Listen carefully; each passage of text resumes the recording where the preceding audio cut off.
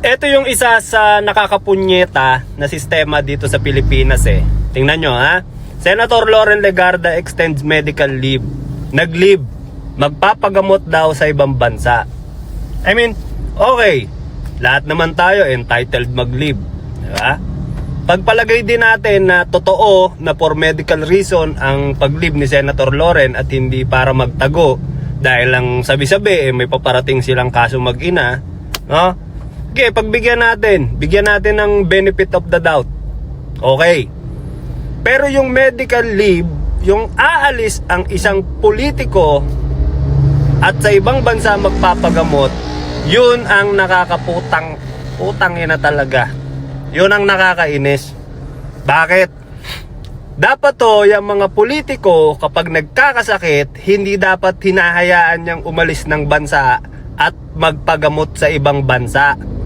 Dapat kapag nagkakasakit yung mga putangan ng politiko na yan, dito sila sa Pilipinas magpagamot sa public hospital. Bakit? Para makita nila kung gaano kahirap ang buhay ng mga Pilipino tuwing nagpapagamot sa mga public hospital dito sa Pilipinas. Kaya hindi yung tinututukan ng mga politiko ang healthcare system dito sa Pilipinas eh. Kaya hindi nila alam kung gaano ang hirap na dinadanas ng mga pasyente, ng mga doktor, ng mga nurse, ng mga empleyado ng ospital, kung gaano kadumi at kadugyot ang mga public hospital. Kasi pag nagkakasakit yung mga politiko na yan, lipad papuntang ibang bansa, doon magpapagamot. Diba? Hindi nila alam ang sitwasyon, kaya hindi tinututukan, kaya hindi nire-resolve ang problema ng healthcare system dito sa Pilipinas. Subukan yung papilain yung mga hindot na politiko na yan sa pampublikong ospital.